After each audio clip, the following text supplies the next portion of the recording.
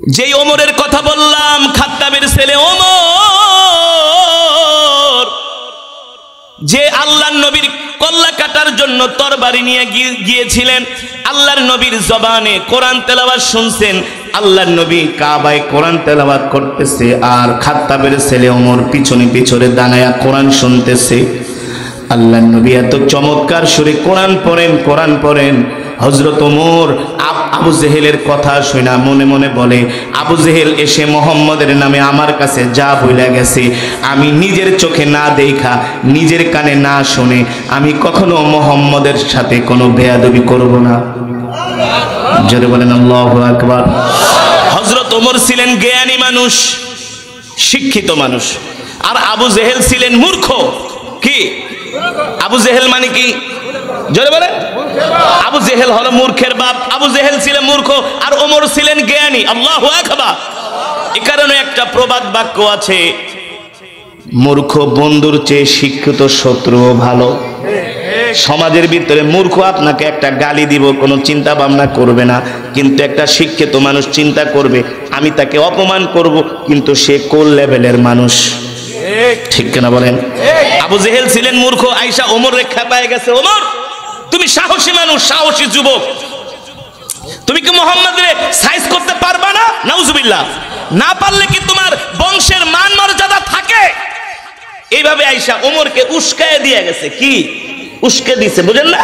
আল্লাহ নবীর বিরুদ্ধে খেপায় দিছে, খেপায়া মুহাম্মদরে তুমি পারবা সাইজ করতে, আমাদেরকে এমন খেপাইল না। আরে বাবা, আমি তো অনেক বড় নেতা, আমার অনেক ক্ষমতা।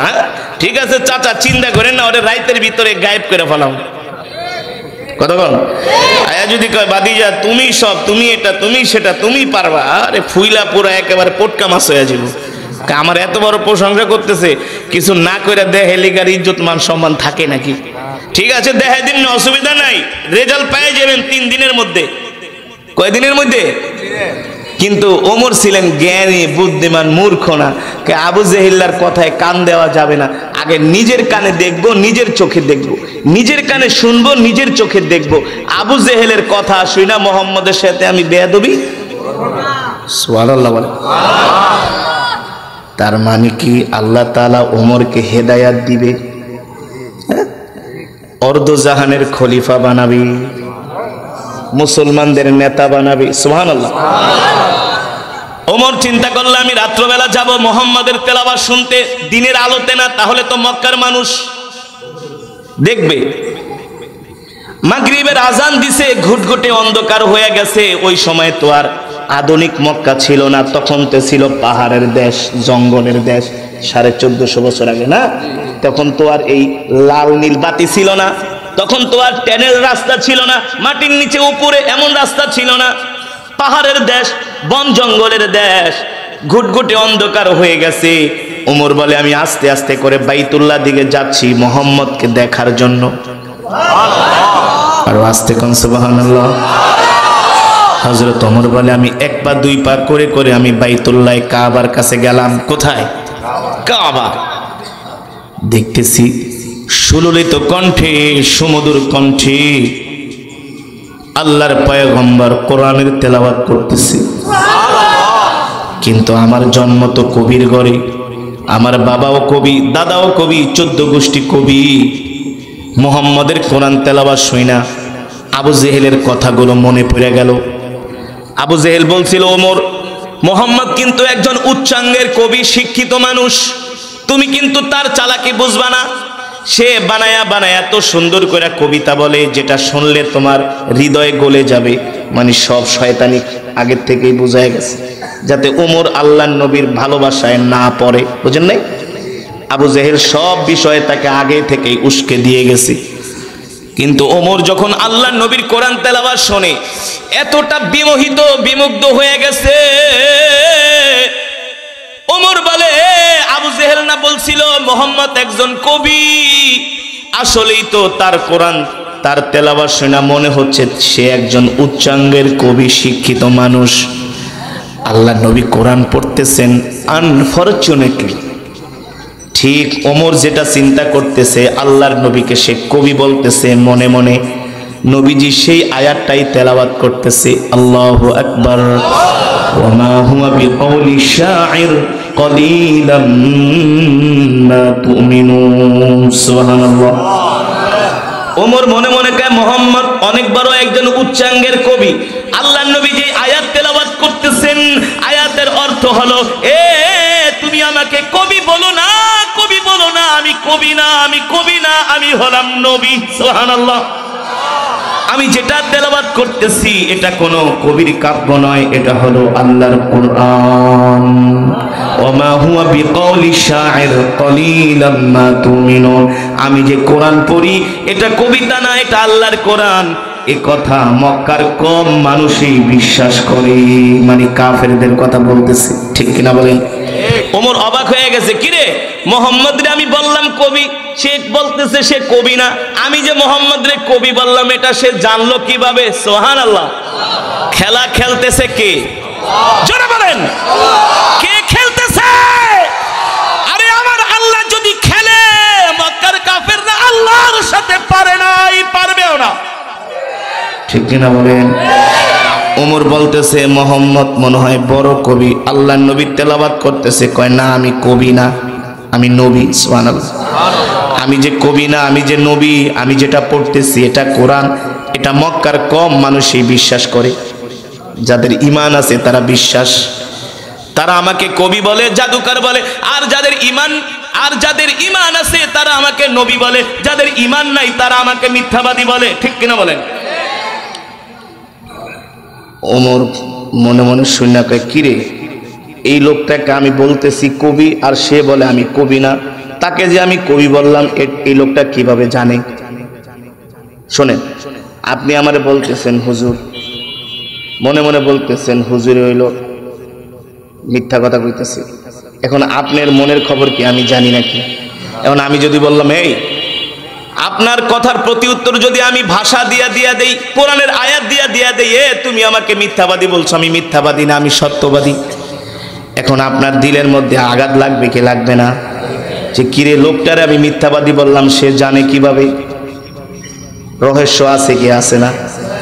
ওমর মনে মনে বলে, তাহলে মনে হয় লোকটা একটা গণক।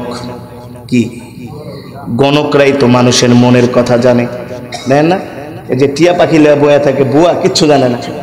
আপনার 1 কোটি টাকা 5 কোটি 10 কোটি এটা হয়েছে এটা হয়েছে, মানে ঝড়ে বক মরে ফকিরের কথা কয় না, ঝড়ে বক মরে ফকিরের কয়। আপনি আমার কাছে এমন এক সময় আইছেন, আপনি তো শেষ, আপনার শনির দশায় পাইছে, রবির দশায় পাইছে, কয় আপনি শেষ, 1 মাসে শেষ হয়ে যাবেন। কয় কাকা বাবা কোন কি? কয় শেষ।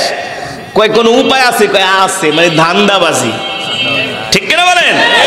হ্যাঁ। ওমর মনে মনে কয়, তাহলে লোকটা মনে হয় গণক, সে আমার মনের কথা জানলো। আল্লাহর নবী পরের আয়াতে কি বলতেছেন? ওয়ালা বিকাউলি কাহিন কলিলাম মা তাযাক্কারুন। এ তুমি আমাকে গণক বলতেছো, আমি গণক না, আমি গণক না। এ কথাই কম মানুষই স্বীকার করে। আমি যেটা পড়তেছি তানজিলুম মির রাব্বিল আলামিন, এটা আল্লাহ তাআলার পক্ষ থেকে আমাকে কোরআন দেওয়া হয়েছে। কি দেওয়া হয়েছে? জোরে বলেন। ওমর বলে, আমার শরীরের মধ্যে থরথর কাঁপ শুরু হয়ে গেল। আমি কার সাথে বেয়াদবি করতে আসছি? বলি কবি, বলে আমি কবি না, বলি গণক, বলে আমি গণক না, আমি হলাম আল্লাহর নবী। আল্লাহু আকবার।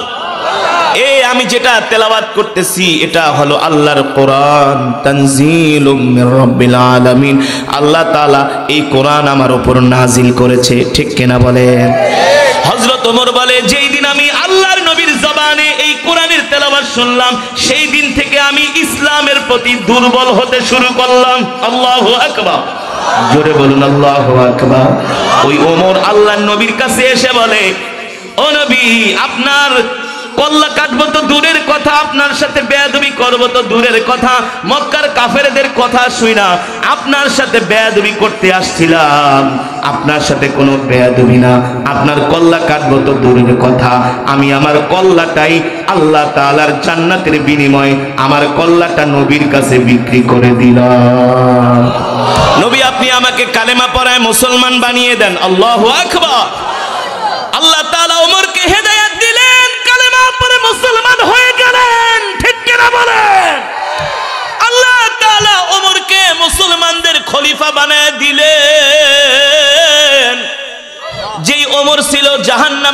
করি সেই ওমর এখন হয়ে গেছে মুসলমানদের খলিফা। দুনিয়ার জমিন থেকে জান্নাতের সুসংবাদ পেয়েছেন, ঠিক কিনা বলেন?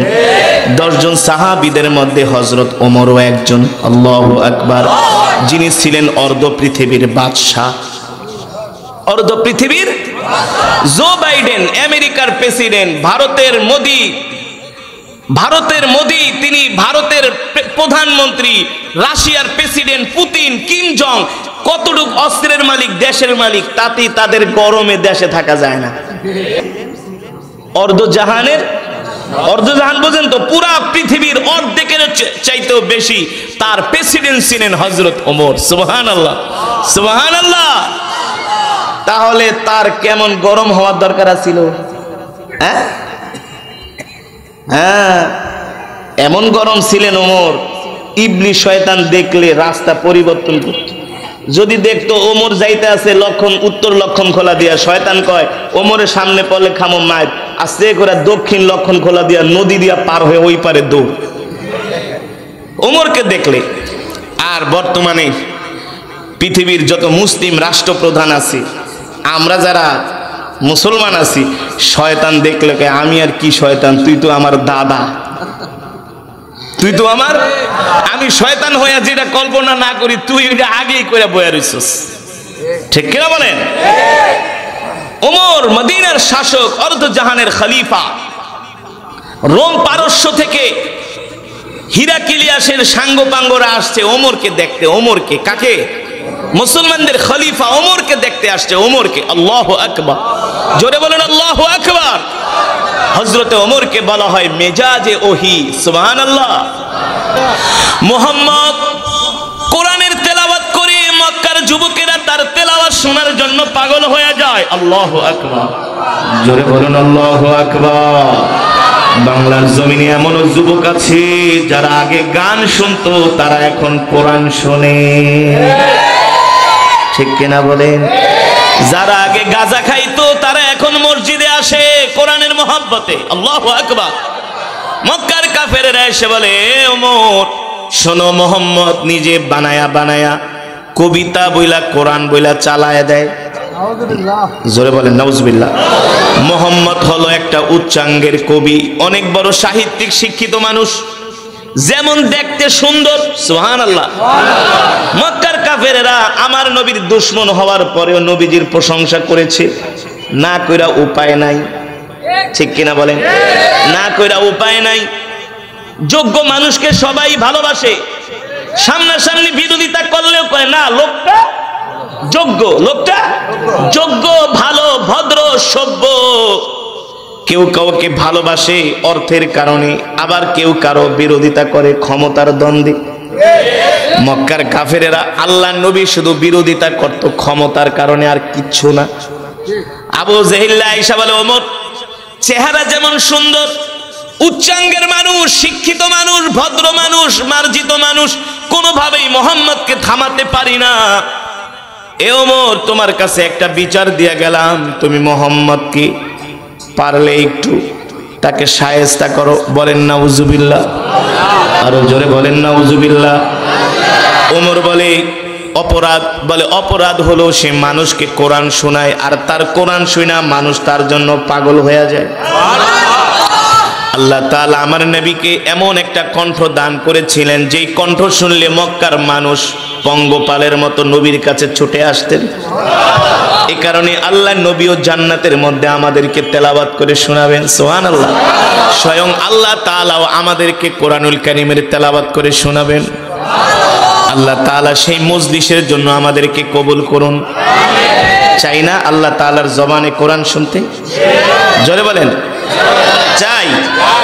তারাই আল্লাহ তাআলার জবানে কোরআন শুনতে পারবে যারা কোরআনের মাহফিল চলা অবস্থায় চায়ের দোকানে বৈশা বাংলা সিনেমা দেখে। হ্যাঁ, তারাই আল্লাহ তাআলার জবানে কোরআন শুনতে পারবে যারা এখনো টেলিভিশনের সামনে বসে আছে।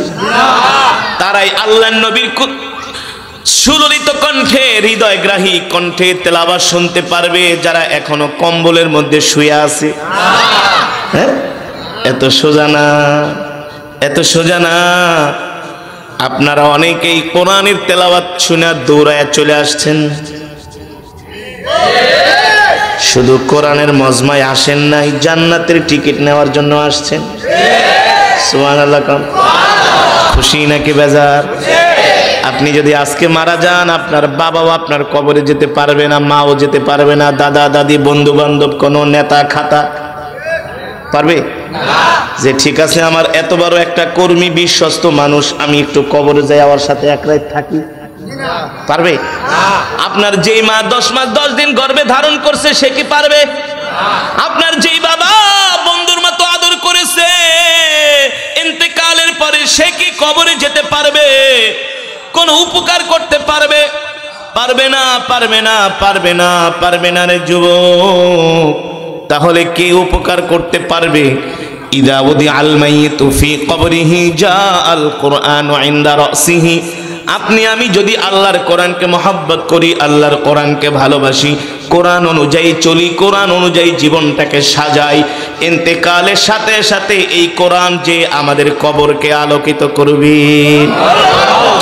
এই কোরআন আপনাকে আমাকে কবরের মধ্যে পাহারা দিবে। আল্লাহু আকবার, জোরে বলুন আল্লাহু আকবার। এই কারণে যুবক, যদি ভালোবাসতে হয় কোরআনকে ভালোবাসতে হবে, যদি কোনো মজমায় আসতে হয় কোরআনের মজমায় আসতে হবে, কোনো গানের আড্ডায় যাওয়া যাবে না। ঠিক কিনা বলেন? রাত 3টা পর্যন্ত জেগে জেগে ফুটবল খেলা, ক্রিকেট খেলা, IPL BPL ঘোড়ার ডিম দেখা যাবে না। এটা দেখে কোনো লাভও নাই। হয়েছে লাভ? লাভ হয়েছে? হুজুর সব মিস করতারি, কিন্তু হালে আর্জেন্টিনার খেলা মিস করুম না। হ্যাঁ, সব মিস করতে পারি, মেসির খেলা মিস করা যাব না, নেইমার রোনাল্ডোর খেলা মিস করা যাব না। হ্যাঁ, মেসি কি তোমার দাদা লাগে? না না না লাগে।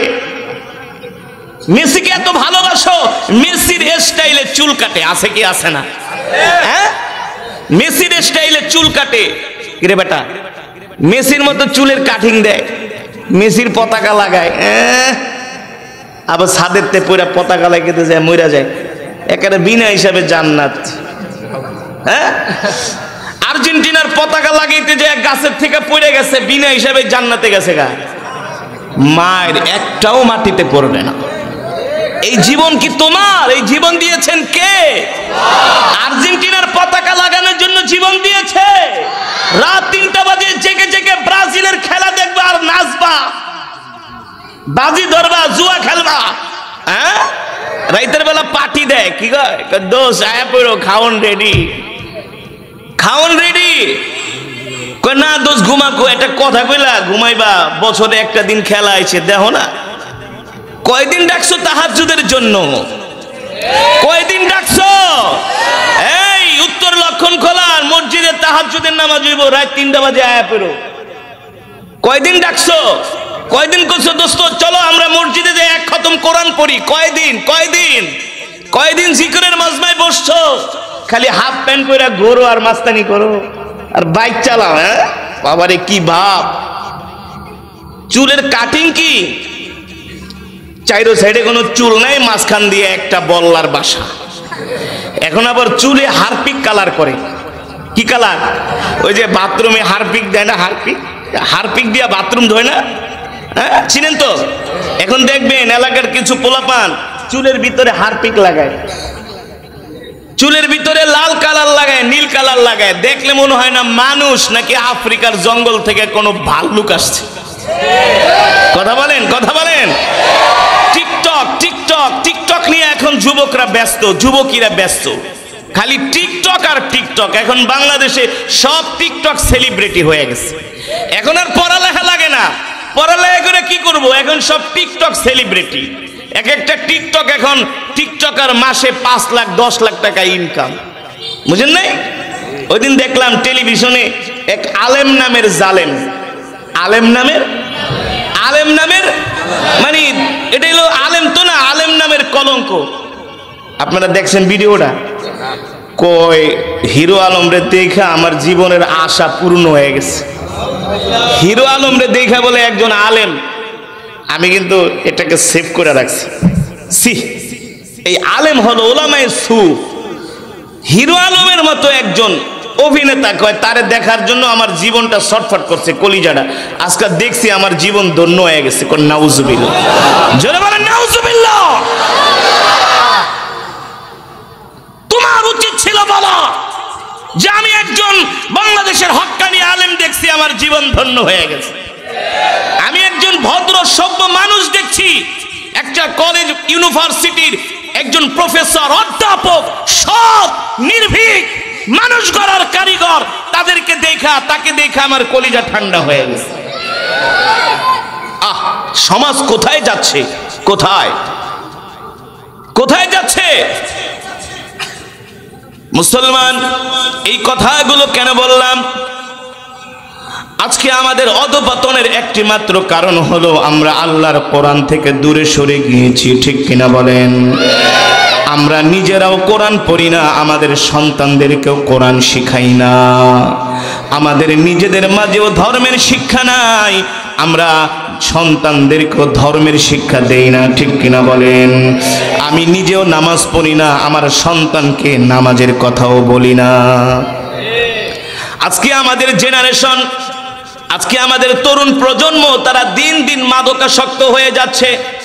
প্রতিটা পাড়ায় পাড়ায়, মহল্লায় মহল্লায় গাঁজা, ইয়াবা, রমরমা। মুসলমান, আল্লাহ তাআলা আমাদেরকে কোরআন দিয়েছেন, এই কোরআনকে শেখার জন্য বলেছেন তলাবুল ইলমি ফরিদাতুন আলা কুল্লি মুসলিম।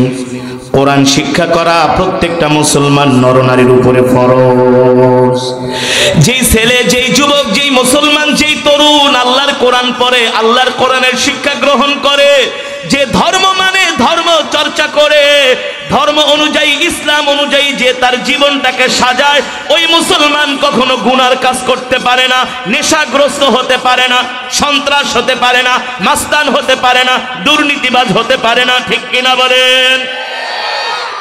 আজকে আমাদের মুসলমানের চরিত্র এমন হয়ে গেছে, সাহাবায়ে কেরাম তো জীবন গেলেও কোনোদিন মিথ্যা কথা বলতো না, কিন্তু বর্তমানে আমরা মুসলমানরা মিথ্যা কথার ফ্যাক্টরি নিয়ে চলি।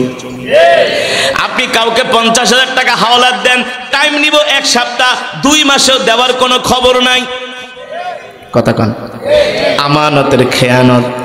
কাউকে যায় যদি বলেন চাচা 5 লাখ টাকা আপনার কাছে জমা রাখলাম, চাইবেন, চাহিবা মাত্র দিয়া দিবেন, বলবো ঠিক আছে ভাতিজা, তোমার টাকা রাখছো, আমি তোমারে চাওয়ার আগেই দিয়া দিব।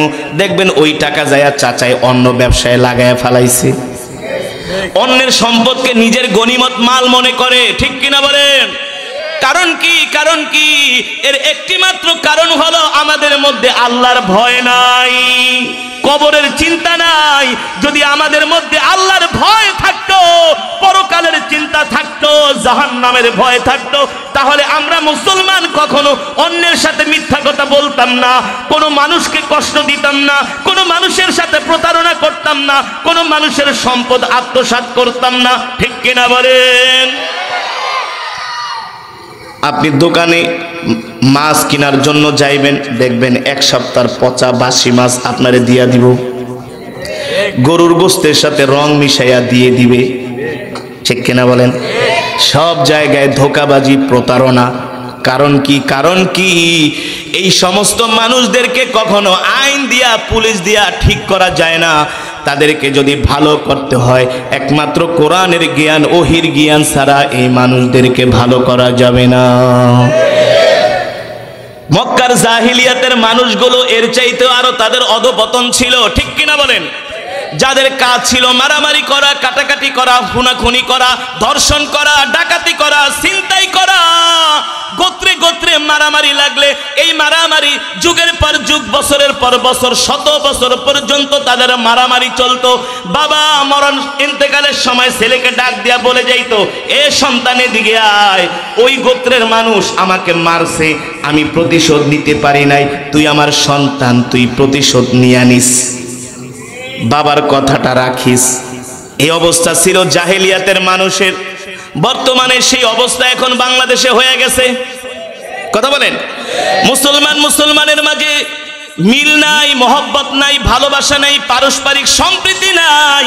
একজন আর একজনকে মিথ্যা কথা বলে ঠকাইতে পারলে মনে হয় সে অনেক বড় জ্ঞানী। কথা বাস্তব নাকি অবাস্তব? জোরে বলেন, বাস্তব নাকি অবাস্তব?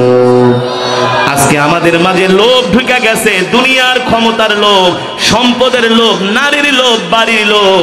এই লোভ সাহাবায়ে কেরামদের মাঝে ছিলেন না। কারণ কি? কারণ কি?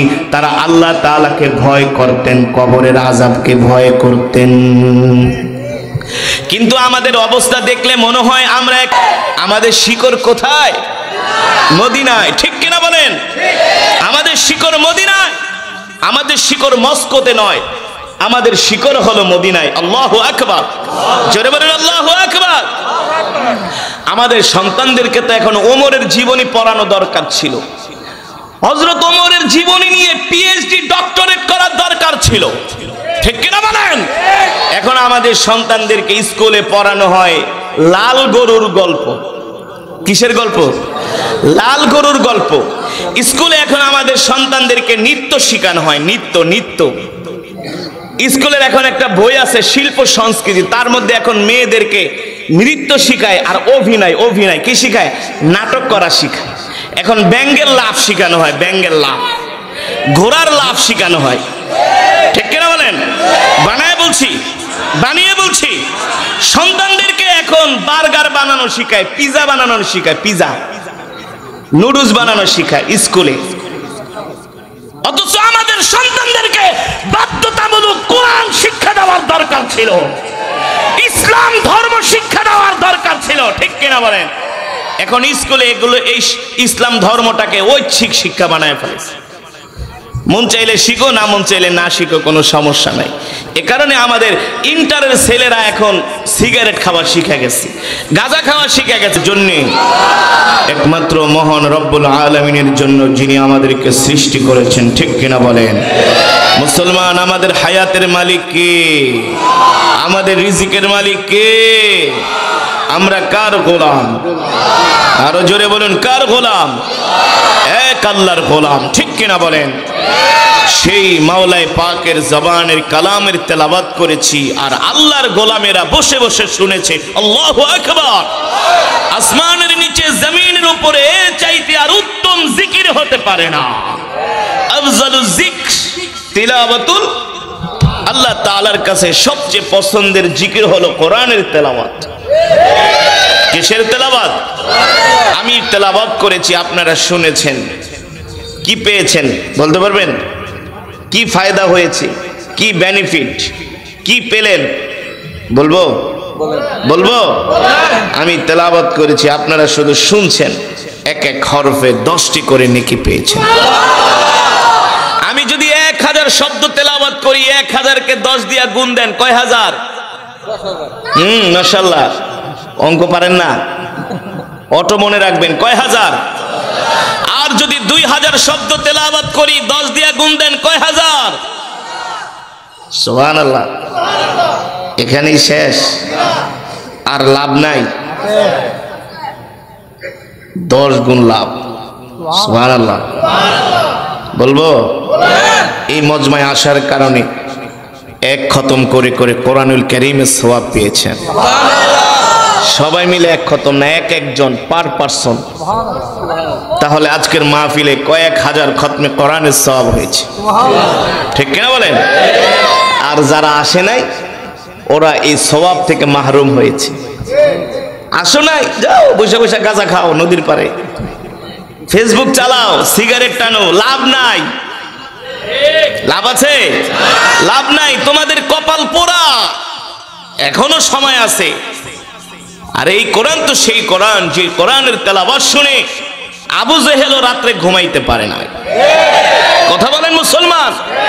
আর তুমি মুসলমানের সন্তান হয়ে এখনো কিভাবে ঘরে আছো, কিভাবে চায়ের দোকানে আছো, আমাদের বুঝে আসে না। আরে আবুল আহাব তো ঘুমাইতে পারে নাই। কথা বলুন। আল্লাহর নবী কোরআন পড়তেন, আর আবু জেহেল আরামের ঘুম হারাম কইরা কাবার চত্বরে দাঁড়ায়া দাঁড়ায়া চোরের মতো আল্লাহর নবীর জবানের তেলাওয়াত শুনতেন। এমনি কোরআনের সুর হলো পৃথিবীর শ্রেষ্ঠ সুর। ঠিক কিনা বলেন? এ যুবক, জীবনে কত গান শুনছো? মার্কেটে আসে, ফাইটটা যায়, সিররা যায়, লয়া যায়, খায়া যায়। আছে না এক মহিলা গায়? আসে না? মাঝে মাঝে ভারতের থেকে এদেশে হিন্দি গান আমদানি হয় নাকি? কয়দিন চলে মার্কেটে? কয়দিন? 1 মাস, 2 মাস, 3 মাস, 6 বছর, 1 বছর। তারপরে এই গান যদি বাড়িতে বাজার, ঝাড়ু দিয়া পিটাম, এটা ওল্ড মডেল হয়ে গেছে, এটা পুরানো গান, এটা চলে না, ব্যাকডেটেড। কথা বলেন, কথা বলেন। এই যুবক, তোমরাই বলো, তোমরা যে গান শোনো, তোমাদের গান সর্বোচ্চ কয় মিনিটের হয়? কয় মিনিট? কয় মিনিট? আমি করব ওয়াজ, আপনারা দিবেন আওয়াজ, পারবেন তো? চুপ করে বসে থাকার মধ্যে কোনো বুজুর্গি নাই, কোনো ফায়দা নাই। কোরআনের মজমায় এসে আওয়াজ করতে হবে, ইমানি শক্তিকে বাড়াতে হবে। শুধু কোরআনের মাহফিল শুনলে হবে না, আল্লাহর কোরআনের জন্য জীবন দিতে হবে, কোরআনের রাজ কায়েম করতে হবে। ঠিক কিনা বলেন? এই কোরআন শুধু খতম করার জন্য আল্লাহ পাঠায় নাই, এই কোরআন শুধু খতম করার জন্য পাঠায় নাই। বাপে মরে যাবো, 40 দিন পর 10টা গরু জবাই দিয়া হাজার হাজার মানুষ খাওয়াইবেন, ইমাম সাহেব দাওয়াত দিয়া 500 করে টাকা দিয়া দিবেন, আর মনে করছেন কোরআনের হক আদায় হয়ে গেছে।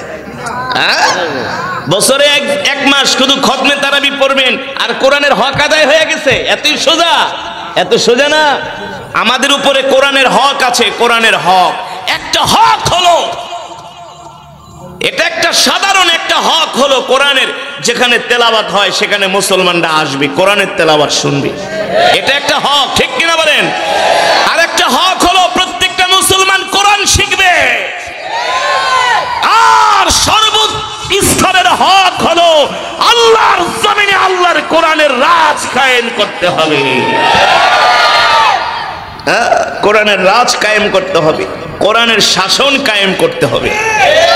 আল্লাহর নবীর সাহাবীরা এই কোরআনের জন্য জিহাদের ময়দানে শহীদ হয়ে গেছে। এই মুসলমান, ঠিক কিনা বলেন? নবীজির দাঁত মোবারক শহীদ হয়েছে উহুদের ময়দানে। কে? কি কারণে? কারণ কি? কথা বলে না, কারণ কি? এই কোরআনের কথা বলার কারণে। ঠিক কিনা বলেন? নবীজির লোহার টুপি ভেঙে মাথার মধ্যে ঢুকে গিয়েছেন কোরআনের কথা বলার কারণে। উহুদের ময়দানে কাফের আল্লাহর নবীকে মারতে মারতে বেহুশ করে ফেলেছেন কোরআনের কারণে। কিন্তু কাফেরেরা কি কোরআন মিটাইতে পারছে? কোরআনের আওয়াজ বন্ধ করে দিতে পারছে? কোরআনের তেলাওয়াতকে বন্ধ করে দিতে পারছে? যে আবু জেহেল কোরআনের বিরোধিতা করেছে, আল্লাহ তাআলা আবু জেহেলের অস্তিত্ব বিলীন করে দিয়েছে। শুধু অস্তিত্ব বিলীন করে নাই, আবু জেহেলের বাড়িকে বাথরুম বানানো হয়েছে, টয়লেট, ওয়াশরুম। হাজী সাহেবরা যায় বাথরুমে না ধরলে কইজনকে আবু জেহেলের বাড়িতে একটু ঘুরে আসি, আবু জেহেলের বাড়িতে ঘুরে আসি। আমি তো হজে গেলে, ওমরায় গেলে ইচ্ছা করে যায় বাথরুম করি, প্রস্রাব করি ওর বাড়ির ভিতরে, এটা ওর সম্মান। কারণ কোরআনের বিরোধিতা করছে, এই কারণে আল্লাহ ওর সম্মান বাড়ায় দিচ্ছে। নাউজুবিল্লাহ বলেন। আর যে ওমর আল্লাহর নবীর কল্লা কাটার জন্য আসছিলেন, খাত্তাবের ছেলে ওমর। ও যুবক, ও মুসলমান, যে ওমর আল্লাহর নবীর কল্লা কাটার জন্য আসছিলেন, আল্লাহর নবী কোরআনের তেলাওয়াত করতেছেন, ওমর কাবাগরের পিছনে দাঁড়ায়া দাঁড়ায়া আল্লাহর নবীর জবানে কোরআন শুনতেছি। আল্লাহু আকবার, জোরে বলেন আল্লাহু আকবার। মক্কার কাফেরেরা 2 দিন আগে আইসা বইলা গেছে, ওমর শোনো, তুমি হলো মক্কার সবচেয়ে বড় নেতা, সাহসী মানুষ, তোমাকে শয়তানে পর্যন্ত ডরায়। শোনো ওমর, তোমার কাছে একটা দায়িত্ব দেয়া যায়, একটা বিচার দেয়া যায়, তুমি পারবা এই দায়িত্বটা পালন করতে? কারণ মক্কার সবচেয়ে সাহসী মানুষ তুমি, তোমার গর্জনে, তোমার হুঙ্কারে সবাই ভয় পায়। খলিফা বাদশা হওয়ার পরেও হযরত ওমর কোনো মানুষের উপর কোনোদিন অত্যাচার করে নাই, কোনো মানুষের 2টা পয়সা মেরে খায় নাই। বলতে পারবেন কেমন ছিলেন হযরত ওমর? মদিনার মসজিদে জুমার নামাজের খুতবা দিচ্ছেন হযরত ওমর, বয়ান করতেছেন। অর্ধজাহানের খলিফা হযরত ওমর, তিনি মুসলমানদের সামনে, মদিনাবাসীর সামনে বয়ান করতেছে। একজন সাধারণ জনগণ মাঝখান থেকে দাঁড়ায় গেছে, ওমর আপনি আপনার বক্তব্য বন্ধ করেন। হযরত ওমর বলে কেন বক্তব্য বন্ধ করব? বলে আমার একটা প্রশ্ন আছে। কি প্রশ্ন? বলে আপনাকে দেখা আমার যেন কেন সন্দেহ হচ্ছে। আল্লাহ, একজন খলিফা বাদশাকে বলতেছে, একজন বাদশাহ, অর্ধজাহানের বাদশাহ, আবার ওমর কে? সাধারণ মানুষ না, ওমর যাকে বলা হয় মেজাজে ওহী, যার কথা অনুযায়ী, সিদ্ধান্ত অনুযায়ী আল্লাহ তাআলা কোরআনুল কারীমের মধ্যে 21টার উপরে আয়াত নাজিল করেছে। সেই ওমরকে একজন সাধারণ নাগরিক হুমকি দিচ্ছে, আপনি আপনার ওয়াজ বন্ধ করেন। ওমর বলে কেন? বলে আপনাকে দেখে আমার সন্দেহ হচ্ছে। বর্তমানে আমেরিকার প্রেসিডেন্ট যদি কইতো জো বাইডেন বক্তব্য বন্ধ করেন, আপনাকে দেখে আমার সন্দেহ হচ্ছে, তাকে সেকেন্ডের মধ্যে গায়েব করে ফালাইতো। কথা কন, হ্যাঁ? যে বেটা আমি প্রেসিডেন্ট, তুই আমার সামনে আইসে এত বড় কথা বলস, একদম শেষ করে ফালামু। সৌদির বাদশা মোহাম্মদ বিন সালমান যদি বলতো, সালমান আপনি আপনার বক্তব্য বন্ধ করেন, আপনার সাথে একটা কথা আছে, প্রশ্ন আছে, মনে হয় আপনি কোনো 2 নাম্বারই করতেছেন। বাদশা সালমান আপনারে পাহাড়ের উপরে নিয়ে ছাইরা দিব, শেষ, খুঁজেও পাওয়া যাবে না। ঠিক কিনা বলেন? কেমন ছিলেন মুসলমানদের খলিফা ওমর? বলে ভাই কি বলবেন, কি বলবেন? বলে ওমর, আপনার গায়ে 2টা চাদর দেখতেছি, সরকারি সিল মারা। কয়টা চাদর? জোরে বলেন, কয়টা? আপনার গায়ে সরকারি সিল মারা 2টা চাদর দেখতেছি। আপনি আমাদেরকে গত পরশুদিন একটা কইরা চাদর দিছেন, সরকারি সিল মারা, আপনার গায়ে 2টা চাদর কেন? তার মানে আপনি কি একটা চাদর দুর্নীতি করছেন? একটা চাদর কি রাষ্ট্রীয় কোষাগার থেকে বেশি নিছেন? আমি দেশের নাগরিক, আমি যদি একটা পাই, আপনারও একটা পাওয়ার কথা। আসলে একটা পাওয়ার কথা না, সে তো রাষ্ট্রপ্রধান, সে চাইলে 10টাও নিতে পারে। কথা বলে, সে চাইলে রাষ্ট্রের থেকে ভাতা নিতে পারে, বেতন নিতে পারে, পারে কি পারে না? চিকিৎসা ভাতা, এই ভাতা, সেই ভাতা, এই খরচ, সেই খরচ, তেলের খরচ, পারে কি পারে না? হযরত ওমরকে হুমকি দিতেছে, আপনার গায়ে 2টা চাদর কেন? সরকারি সিল মারা। আগে উত্তর দেন। আমরা একটা করে চাদর পেয়েছি, আপনার গায়ে 2টা চাদর কেন? আগে উত্তর দেন, তারপরে বয়ান করেন। এর আগে আপনাকে বয়ান করতে দেওয়া হবে না। আল্লাহু আকবার, জোরে বলুন আল্লাহু আকবার। চাইলে ওমরের পুলিশ বাহিনী আইসা তাকে ঘাড় ধরে মসজিদের বাইরে নিয়ে যাইত, কইতো বেটা মাতবরি করতে আহস, শিক্ষা দিয়া দিন।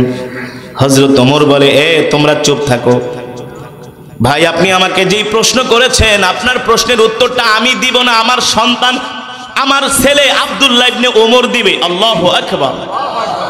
হযরত ওমর তার ছেলেকে ডাকতেছে, আইনা আব্দুল্লাহ ইবনে ওমর, এ আমার সন্তান আব্দুল্লাহ ইবনে ওমর কোথায়? হযরত ওমরের ছেলে আব্দুল্লাহ ইবনে ওমর বলে, লাব্বাইক ওয়া সাআদাক ইয়া আবি, আব্বা জান আমি এখানেই আছি। হযরত ওমর বলে, তাল, সামনে আসো, এদিকে আসো। হযরত ওমরের ছেলে আব্দুল্লাহ ইবনে ওমর সামনে আসলেন। বাবা তার সন্তানকে সাইডে দাঁড়ায় বলতেছে, বাবা আমার জনগণের কথা শুনে মনে হচ্ছে আমি চোর সাব্যস্ত হয়ে যাচ্ছি, তুমি আমাকে, বাবা তুমি আমাকে উত্তরটা দিয়ে দাও আমার পক্ষ থেকে। মনে হচ্ছে জনগণ আমাকে সন্দেহ করছে, মনে করছে জনগণ আমি সরকারি কোষাগার থেকে 2টা চাদর নিয়েছি, তাদের কথা অনুযায়ী আমাকে চোর সাব্যস্ত করা হচ্ছে, সন্দেহ করা হচ্ছে। এ সন্তান, আমার পক্ষ থেকে তুমি উত্তরটা দিয়ে দাও।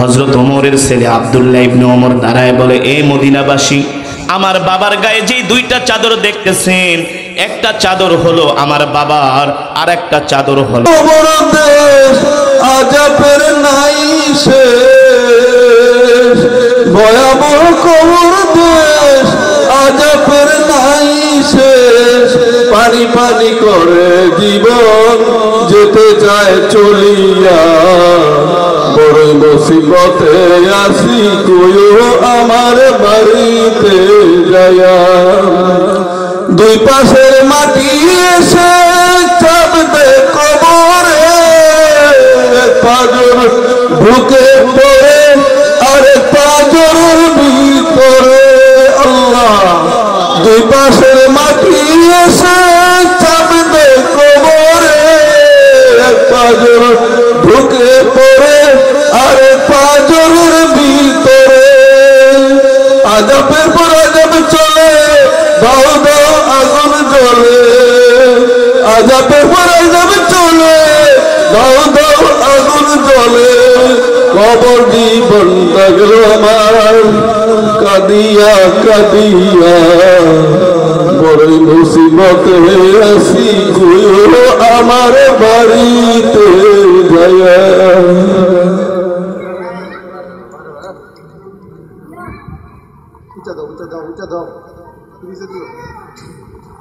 তাদের উপর রহম করুন বলে আমি, আল্লাহ তাআলা আমাদেরকে কবুল করুন বলে আমি।